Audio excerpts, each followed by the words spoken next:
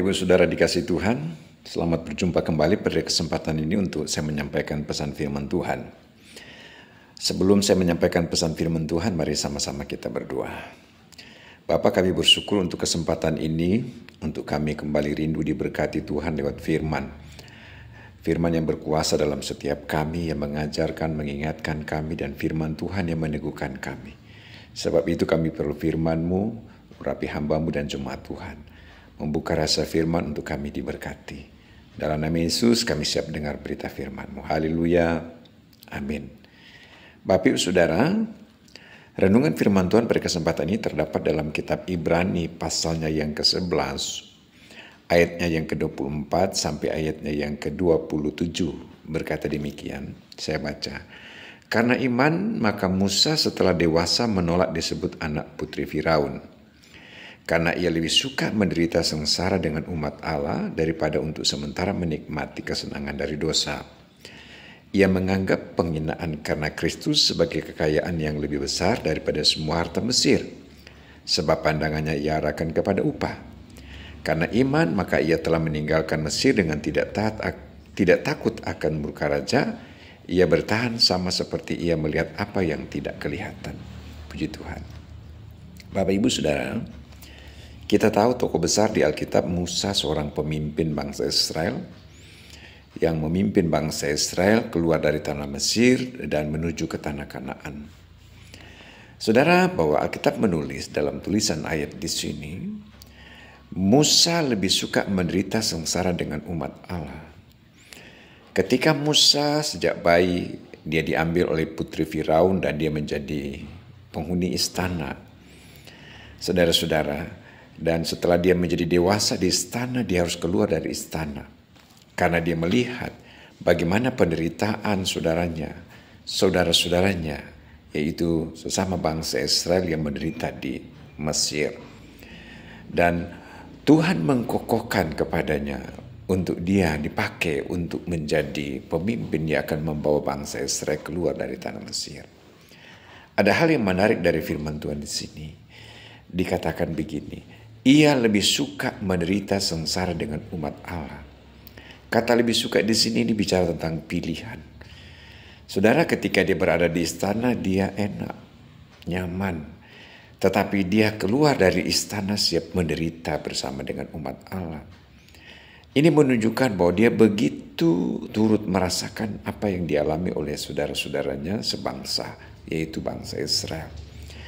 Karena saudara, dia siap menderita dalam konteks ayat berikut bahwa dia siap menderita di ayat 26 di situ karena dia merasa bahwa itu menjadi sebuah kekayaan kalau dia menderita karena Kristus. Ini dalam konteks kitab Ibrani. Kalau dia menderita karena Allah, maka itu menjadi kekayaan di dalam dia yang lebih besar dari semua apa yang ada. Dari semua harta Mesir. Saudara-saudara dikasih Tuhan. Memang ini konsekuensi yang dia harus hadapi untuk dia meninggalkan istana. Dengan konsekuensi dia menghadapi penghinaan. Ditulis itu di ayatnya yang ke-26. Dia mengalami penderitaan. Bahkan dalam ayat ini berkata, ia menganggap sebuah penghinaan. Saudara-saudara, ketika dia harus keluar dari istana. Tetapi untuk semuanya itu dia merasa dia harus meninggalkan semua fasilitas dan sarana yang ada di istana. Karena dia menganggap bahwa ada sebuah kekayaan yang akan dia dapat melebihi dari apa yang ada di istana Firaun. Itu ditulis di ayat 26. Yaitu kekayaan yang lebih besar dari semua harta Mesir. Puji Tuhan. Di sini saya dan kita semua akan belajar dari firman Tuhan. Mesir adalah bicara gambaran kehidupan dunia. Dan Kanaan bicara tentang kehidupan kekekalan. Kanaan yang dimana itu menjadi cikal bakal Yerusalem. Saudara-saudara kasih Tuhan, itu bicara kekekalan. Karena di ayat 26 ditulis, sebab Musa dia memandang pandangannya, dia arahkan kepada upah kekekalan. Dia tidak memandang apa yang ada di istana. Iya. Dengan segala kemewahan dan fasilitas. Tetapi dia memandang kepada upah kekekalan. sekalipun konsekuensi dia harus menderita. Saudara yang dikasih Tuhan, ini begitu luar biasa. Nah, dan menjadi pesan di dalam kehidupan kita, memang dunia ini memberikan kita kenikmatan, tapi kenikmatan saat yang fana. Mesir yang fana. Tetapi kekekalan yang kita kejar di dalam kekristenan kita, di dalam Kristus, itu memberi kekekalan dalam hidup kita. Ada orang Kristen, saudara-saudara, dalam dia, maksud saya begini, di dalam panggilan kekristenan, ini yang menjadi hal yang utama, saudara-saudara, yaitu untuk memandang pada panggilan kekekalan. Saudara-saudara, karena dunia ini sempat sementara saja. Kita tidak memandang dunia ini, kan saudara. Begitu juga Musa.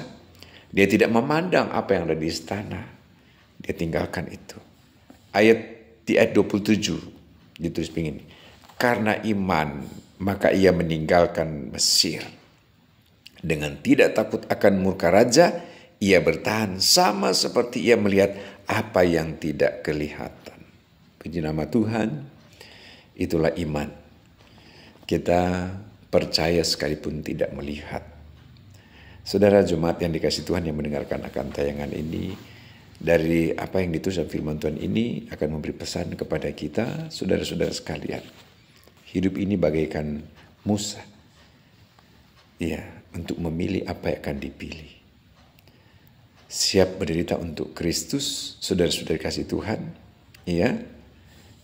Dan di dalam Kristus adalah harta kekayaan yang paling mulia. Memandang kepadanya, dan memang itu menjadi sebuah konsekuensi, tetapi ada jaminan daripada dunia, ya, yang memberi kenikmatan sesaat, yang tidak memberi jaminan. Dan Musa, dia lebih memilih menderita sengsara dengan umat Allah. Itu ditulis ayat 25. Puji Tuhan, Bapak Ibu Saudara kasih Tuhan, di waktu yang singkat ini, maka saya memberi kesimpulan kepada setiap kita.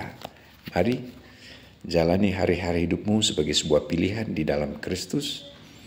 Apapun sengsara yang kau hadapi, penderitaan, kesukaran, kesulitan yang kau hadapi, yakinlah di dalam engkau bahwa engkau memandang kepada Tuhan yang akan memberikan kekekalan di dalam engkau, dan tetap terus bertahan di dalam pengiringan, bertahan dalam pelayanan, bertahan di dalam kesetiaan kepada Tuhan. Maka saya percaya, sekalipun engkau tidak melihat dengan mata jasmani, tetapi mata rohani, itu yang disebut dengan iman. Sekalipun tidak melihat, tapi percaya bahwa Tuhan, dia ada menolong dan memberkati engkau. Amin. Renungan firman Tuhan ini kiranya memberkati kita sekalian. Tuhan Yesus memberkati. Mari kita berdoa.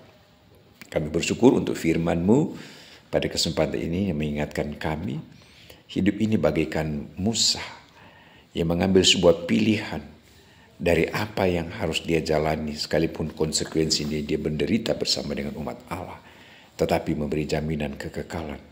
Tuhan tolong kami semua juga pun, setiap pribadi lepas pribadi, kami memerlukan lawatan Tuhan, memperkokoh kami dalam pelayanan, dalam pengiringan kami, yang terkadang pun juga kami diperhadapkan pada banyak hal-hal yang membuat kami menderita sekalipun. Tapi kami percaya di dalam Kristus, maka ada berkat besar yang tersedia. Kami mau bertahan di tengah kesulitan hidup, karena di dalam Kristus ada jaminan kekekalan. Tuhan, hamba serahkan semua jemaat yang mendengarkan tayangan ini. Biar mereka terus diperkokoh pelayanan mereka, diperkokoh pengiringan mereka, sampai Engkau Yesus datang pada kali yang kedua. Terima kasih, dalam nama Yesus kami bersyukur untuk firman-Mu. Haleluya. Amin. Tuhan Yesus memberkati kita semua, Bapak Ibu sekalian.